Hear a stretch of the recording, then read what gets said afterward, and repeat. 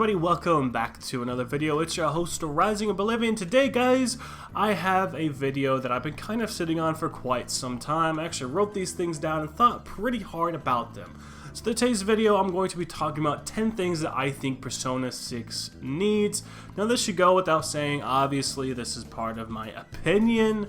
Then there's a couple things I'm not going to go into because I think they deserve their whole other video, which we'll talk about a bit later in the video. So 10 things that I think Persona 6 needs. Now in no particular order, I'm going to be going over 10 of these different things, but it's the things that I feel like Persona truly needs, either from the past experiences of other Atlus games, that I think gives the game the things that people really love, right? There's just certain things that kind of do that magic for the game. So without further ado, let's go ahead and jump into this. So number one is kind of a point that I think is maybe a bit redundant, but we're not entirely sure. Now, the reason I made this list is because of all the little tidbits and potential little things that we've heard about Persona 6 being in development and potentially some of these kind of leaks that have gone around. I'm not trying to gaslight you or say there's anything out there. I don't really think there's anything of solid evidence for pretty much anything about Persona 6, but this first point here is something that I think we kind of just already assume. So number one is simultaneous worldwide release. This has pretty much been all but confirmed, right? I mean, if you look at the past record of stuff we had for the Atlus games and just re-releases stuff in general, they've been doing this simultaneous worldwide release for the past couple years, I guess I'd say. So this is something that we can kind of already expect, right? Simultaneous worldwide release seems to be something that they're very much so embracing, which is good. And I think it does a lot for the community when the whole world can kind of take part in this. It really sucks if a game, releases in Japan first. A lot of people try to look it up or find it online and do things with it. And you kind of end up getting spoiled a little bit. I'm a person who could kind of not look at things and not get spoiled. The Shin Megami Tensei 5 trailers for Vengeance right now, I have been completely against, but still, it's just nice knowing that everybody gets it at once, right? Doesn't it feel more like a communal type of thing when everybody gets it at once? I just really love that. Moving on to number two, and this one is one that I seriously, I don't understand why any of the people in the game industry are doing this kind of thing anymore, and that is to have the game fully completed before we see any Day 1 DLC. I'm not particularly against Day 1 DLC, I get it. Game development's hard, it takes a lot of money, it takes a lot of time. Some Day 1 DLC for a couple dollar cosmetic things. Maybe you want to support the people making these games, so you buy a couple different extra outfits. Dead by Daylight, for instance, is one that I buy a bunch of outfits for because I love the developers. They've been updating this game for 8 years now. They're doing the 8th anniversary and they're still adding stuff to the game. So, I don't know. Day 1 DLC is just such a hard thing. Again, cosmetics is fine, but we've seen this kind of time and time again with Shin Megami Tensei 5 and also Soul Hackers 2, where Soul Hackers 2 released with Day 1, not just cosmetic DLC, actual story DLC. Sure, it's a different character, but their voice, they're modeled, they have different demons, different things like that, a whole storyline going on, yet the actual core game itself was not ready to go, which is what I'm talking about. Day 1 DLC with the game already still being broken. The main game should be fully completed before they start trying to do anything with Day 1 DLC. Like I said, I'm not against it. It sucks that they lock out story DLC like they did with Final Fantasy 15 with Episode, GLaDOS, and Prompto, whatever. That kind of sucked, and I don't like that. Day 1 DLC really just kind of dumps things down, especially when you know the core game is broken. It seems like such a huge cash grab for Day 1 DLC. I have a feeling no matter what, Persona 6 is going to have Day 1 DLC. It's just kind of par for the course nowadays, right? Not with just Atlus, but most games in general. I just hope the core game is completely finished, especially if they're having story DLC. Please have the core game completely finished. Obviously, it's going to be a quote-unquote finished, but make it not have to have a bunch of patches a month later that fix core mechanics of the game. It just doesn't seem right. Now let's move on over to some other gameplay type stuff. That's sort of more physical, worldly type realm type stuff, IRL stuff, but let's move on over to actual gameplay type stuff. So number 3, having a good mix of the worlds. If you play the Persona games, you fully know what I'm talking about. Going from the student life over into the life of basically, you know, the Phantom Thieves or the investigation crew or whatever it might be. Obviously, Persona 6 is going to be something completely different that we don't really know, right? I would say Persona 5 does the best job at mixing and having easy transitions to both sides of the coin, right? Persona 4 might be an example of a harder contrast, while Persona 5 transitioning from the mix between worlds makes the game good. Persona 5 palaces fit in well also with the person having the troubles, right? Where I feel like Persona 4, not a whole lot of the real world stuff relates. Don't get me wrong, I absolutely love Persona 4. I'm just drawing from what I kind of can in terms of the Persona series. I still think Persona 4 is like one of the best Atlus games ever, but the sharp contrast between the two sort of hurts it a little bit, right? Whereas when you're playing something like Persona 5, having the different areas reflect pretty much perfectly with the palaces that they're in, right? Having the different, you know, bosses that you're going up against have something to do with where they are in real life. What they're doing in real life really seems to have a huge sort of connection to the game and to the palaces. It feels more impactful when you're walking around a school while you're fighting Kamoshida. He's a teacher. It just makes sense, and it fits in so well. So that is what is needed for Persona 6, and that is going to be the third thing here. Let's move on over to number 4. That being a great use of time. So what I mean by this is not having the player feel like they have to waste a certain day or time of day, right? The morning, afternoon, night, whatever it might be. Some of the older Persona games fall victim in this. Persona 5 even does this at times. It's not perfect either, where there's flat out just nothing good that you can do during certain times of the day or certain days of the week, right? I understand it's good to have different certain things that you can only do during certain times. That's good. I definitely want that to be in this game, but something like base P5 and other base versions of games fall victim to this a whole lot more. And yes, technically there are things you can do, right? Like buying something from a vending machine, but feeling like you have progression every time of the day or every day of the night during these games is what I love to have, and I think that's important, right? It kind of sucks knowing like, oh, I have this confidant, I have this thing I need to do some progress on, but because it's Tuesday and it's nighttime, nothing I can do with that at all. Again, I like having different things to do, but give me something that I can progress on no matter what. Maybe it's not the certain thing I want to progress, but maybe be able to progress something else. Persona 5 Royal, I think, does a very good job of this. And again, maybe that's just due to the times of things, right? Times of things literally, IRL, with Atlus in the future, and being able to implement more things. Maybe it's a little bit harder to have done that with these older games, right? And I fully understand. So that's why, moving forward, hopefully something like Persona 6 can do a better job at this, and making it to where it feels like you're actually progressing towards something other than just monotonous, just buying stuff, right?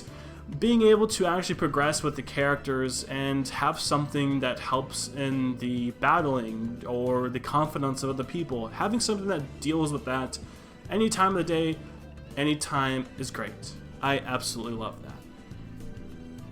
Alright, and number 5. This one might be a little bit more personal and people might hate this, but I'm going into this video with reckless abandon.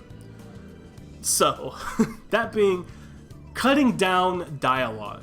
Now, I kind of hate to say, but I absolutely love, you know, dialogue with good characters.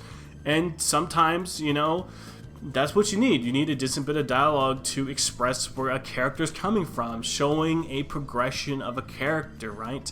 You need to have dialogue. You need to have people bouncing back and forth from each other, different ideologies, different beliefs. It just happens, right? And that's good. The thing being that Persona does it so damn much. And I think this is a result of the newer games where it just seems like there's so much dialogue, especially dialogue where it's not voice acted. Don't get me wrong, I love even longer bits of having voice acted work in these Persona games. I absolutely love it, especially something like Persona. Persona has absolutely amazing audio, whether it's music, themes, voice actors. They do such a good job at this, so it really sucks when we have to just spam through, you know, pages of dialogue, especially during bits like Confidants where you're not ready to level up yet, so you just kind of do some random thing. you just end up spamming and spamming and spamming. I think if they could do more voice acted work for these scenes, it'd be a whole lot better. And I think almost anybody can kind of agree with that. However, I know some people love reading. I know some people like, you know, especially I think people who watch anime with subtitles might like that a little bit more. But when it comes to this, it's just too much. It's just way too much, having to skip constantly over and over and over and over again. Moving on, let's go over to number 6, and this is a larger Persona pool. But what I mean by this is switching up Personas. Lately I've been seeing some of the same old stuff. Maybe they add a few new things, make a couple new demons, something like that.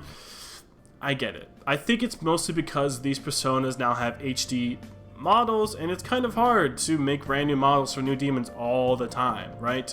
But I would love to see new Personas that we have never seen before, or having some hard throwbacks. I mean, I think it's fine to see new designs as well, or take some ones that we've seen and completely flip it on its head, right? Maybe you have a demon that is a certain type of demon, and you completely flip that around and make them something different. For instance, you know, and I think they've kind of done this for a few different things, but make a certain demon who's mostly known for being a fire type, make it into something completely different. I don't know, I think that would be fun. Like I said, ever since around Persona 5 or so, we got all of these HD versions of these demons, and they've definitely cleaned them up for things like Shin Megami Tensei 5 or Soul Hackers 2. They look even better than before, but it seems like they're just kind of using these guys again and again, which, again, it's fine. I think they look really good, and they're really fun to use. A lot of the new demons, I think, look immaculate. They look so good, but it just gets a little bit boring, honestly. I would love to see like a new Persona game or something like that that is just, here's 100 new demons, never seen before, completely brand new. That would be fun. That would be interesting. And I know that maybe it'd only be good for like a game, just like one, but it'd be nice to throw things around a bit and switch things up and not have the sort of same stuff happening again and again. You always end up falling into the same kind of thing. Yoshitsune, every single time, right? You know, certain demons, you just go with that every single time. Teisoju is always my favorite. I pick them every time. But wouldn't it be nice to know that maybe there's a new demon out there you could like even more, that would be even more fun, right? It's just kind of how that is, right? I think because of them having these HD models, it's a little bit easier just to import them to the new game and just sort of go with that. But it'd be fun to see brand new stuff introduced to the games. It would add an element of, you know, adventure to that. It kind of sucks when you're like, yeah, I know one would end up fusing to. I've seen them all before, right? Moving on, though, let's talk about character and persona links. So this is number 7, character and persona links. While having links I feel like that fit well for the character is great, having confidants that are not always like overpowered are always going to be ones that you pick every single time you play through the game. And this is why I have 6 and 7 similar to each other. But you kind of know what I mean, right? When you build a team just because someone's persona has crazy dumb moves, or you feel like the other person would not have nearly the same amount of strengths as another person would. I mean, it does. It makes sense as you progress through the game that you get stronger confidants to be on your team, right? That makes sense. But if you could somehow make sure that the characters sort of have balance, right? That maybe the earlier people power up as they go and things kind of balance themselves out, right? I mean, I think Royal does somewhat of a decent job to this. It's not immune, not at all, but all of the guns in Persona 5 Royal is a kind of a good example of this. While some do big blasts, some hit all of the enemies, some have weapons that just hit one, but they hit them very hard. I think having all of that sort of made an even playing field when it came to the weapons, right? Well, I'd argue someone like maybe like Haru or like maybe An are a little bit better or something like that, but for the most part, when it comes to the like actual weapons that they use in Persona 5 Royal, it's pretty even. Like there's a wide spread of different things to pick from the different characters in terms of their weapons, but overall it's pretty well balanced. I don't think the personas are all balanced and the moves that they get are all balanced, but I would love to see it all be balanced in some way, so that it feels like you're picking a character not just because of what they have. I mean, sure, you're picking them from what they have, but you're picking them from what they have because you're trying to make a fully balanced team, not because you have one person that you know is overpowered no matter what, so you're going to pick them every time. But having a team that you can set up that is viable no matter what, having multiple different combinations is so fun, and I think that's a good way to move forward when dealing with building a team with the personas and also the different character quirks they have. What kind of weapons do they use? Are they long range, short range, whatever it might be? That is the best thing to have. And making the persona links and the confidant links, having the actual things that you get along the way. For instance, like Ryuji, you can just run into a battle and click, boom, it's over, like the instant overworld battles. Having something like that is good as well, because how many of us just immediately got Ryuji? I think it's like confidant level 4, I think, or something. I can't remember exactly, but how many of us just immediately got that done just so we can immediately just go into Mementos and just run into a demon and boom, it's done, right? I think eliminating that or having some variety or some difference there with the other characters would be good as well. Moving on to number 8, better difficulty options. Now I know many people say the games are too easy now, and I hear it, believe me, I hear it all the time when I stream it, and I do understand. So that is why I think something similar to what Kingdom Hearts has done with its critical modes would be better for a difficulty option. Have the demons scale to your level and just make them have, different unique abilities and have the AI be smarter, not just making them big health sponges. Everybody hates this in games. Increase the difficulty, what's that do? You do less damage, they do a lot more damage and have a fuck ton more health. That is just so boring and I hate it. I hate it. Make a critical mode where you are on level playing field in terms of health and damage, however you're just flat out smarter, you understand the mechanics of the game better. Have the enemies scale to you and make that be sort of, what it should be. Merciless mode has some of these things, however it doesn't scale, right? You can still go to an early area and just completely wipe places out, but having demons scale and having the rewards and XP also scale to you is fun. I think that makes it to where no matter what demon you're kind of facing, it still ends up being in a place where it seems like it's right, Obviously, I don't think the exact level of what the demon is could move up. If that's the case, then technically every single demon in the game could be at level 100, but what I mean is just kind of the difficulty of them scales and what their health is and your health is. It kind of finds a medium, it finds a sort of a middle ground, and you get rewarded still based off of that, right? It makes the game not an absolute cakewalk, still adds some challenge, but you're still being rewarded for the fact that you understand the game's strategy and that you understand how to play. You understand how to build a team, you understand the opposite elements. That's just fun. I think that's a good idea to do that, but still, keep the easy mode, keep merciless mode, but critical mode will be fun to add some scaling. I know that probably takes a lot more time for them to try and develop for these games, but I think that's sort of the best way to do things, honestly. Number 9, rewards for exploration. So what I mean by this is allowing the player to feel that it's worth doing long tasks or exploration tasks, which, seems to be part of some of these games, but not all of them. For instance, the will seeds from Persona 5 Royal are such a cool rewards for your effort by combining and leveling all of it that it has to offer, right? You're going to be able to go from level to level, find these will seeds, put them together. I don't think the reward exactly is super great, but it's not like this is something you're going super hardcore out of your way for. You're just finding 3 of them, fusing them together, and you get an item, which the items are decently pretty good. I think it'd be cooler to have something where there's a bit more of a challenge. For instance, the Maimon from Shin Megami Tensei 5, there's 200 of them suckers, but for whatever reason, all you get is XP items and like full heals and shit like that. Why is that the reward? 200 of these guys. You comb every single part of the game. You do everything you can to find every location on the game. You go out of your way, right? There's not even necessarily quests where some of these guys are, especially the last place where there's big buildings everywhere, crumbled buildings. You're searching everywhere for these dudes, and you find 200 of them, and what you get is level ups and XP, which it's, maybe all that it can really do for the game. I think Vengeance is going to fix a lot of this stuff, but man, it'd be nice for the base game for every once in a while for these games to kind of feel completed, kind of have everything.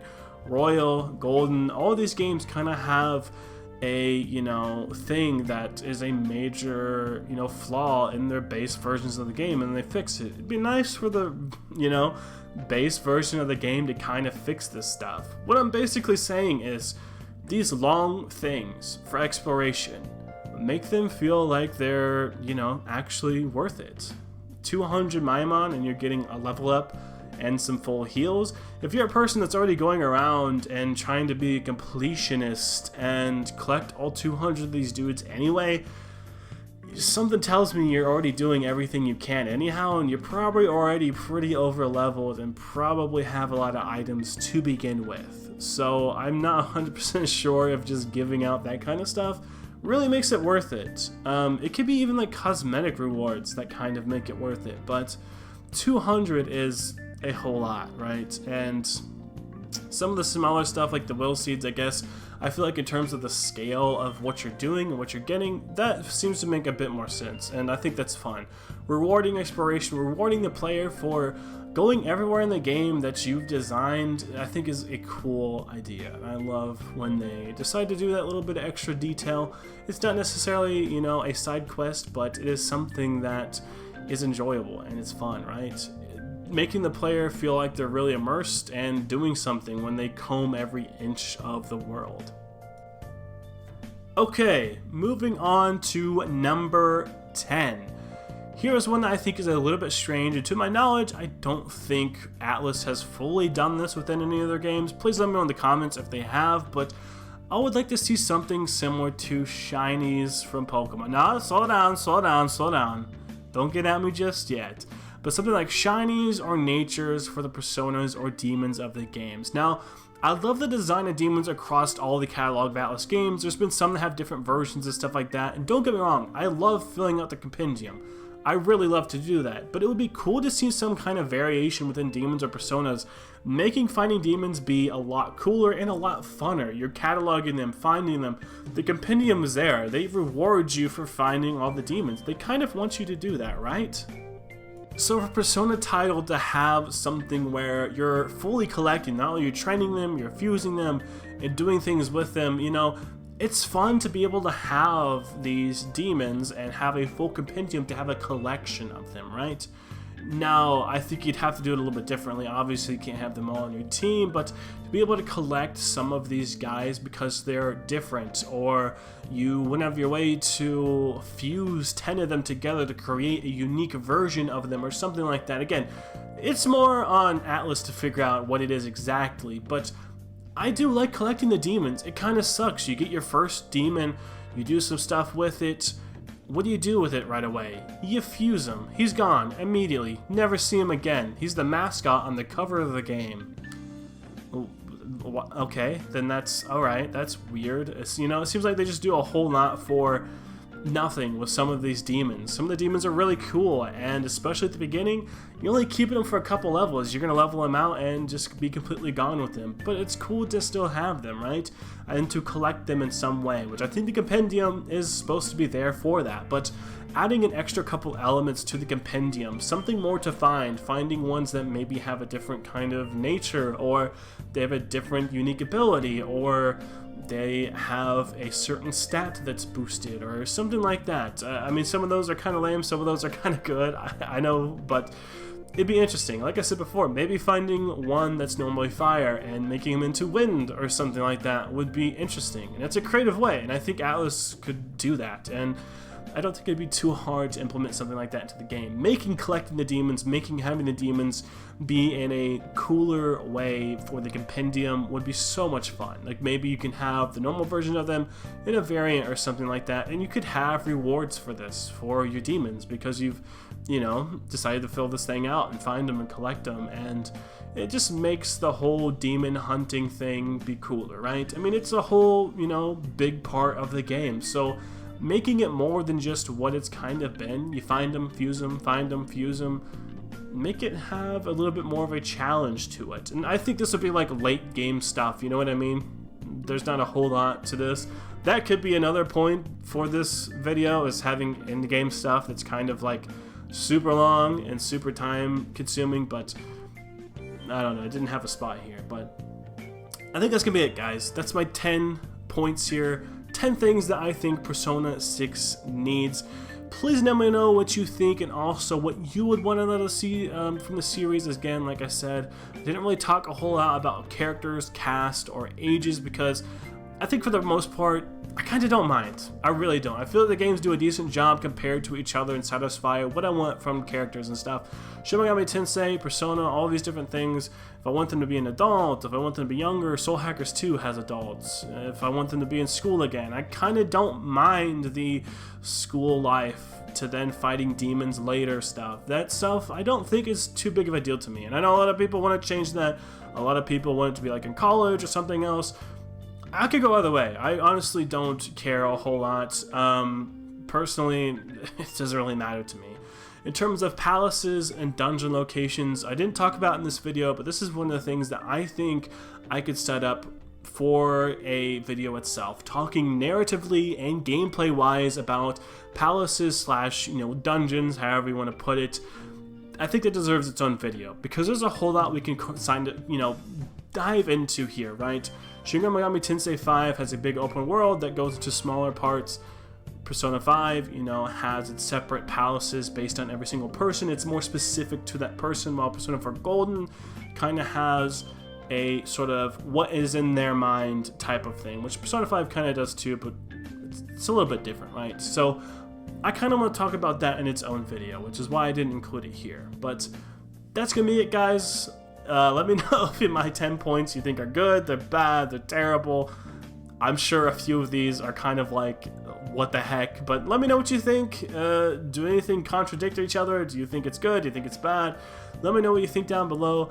I really hope you enjoyed this video. Let me know if you like these longer videos where I plan things out. It's kind of the first time I've really done a full-on scripted thing. Normally I just kind of do bullet points, but let me know, do you like these bigger types of videos? I could definitely do more of these in the future. I'd love to dive into other topics, but that's going to be it for this video. Please like, comment, subscribe, become a member today, and make sure to click that bell. Helps support the channel, helps me be able to continue to do this stuff, and I'll be streaming more again here soon. So that'll be all for now. Bye-bye.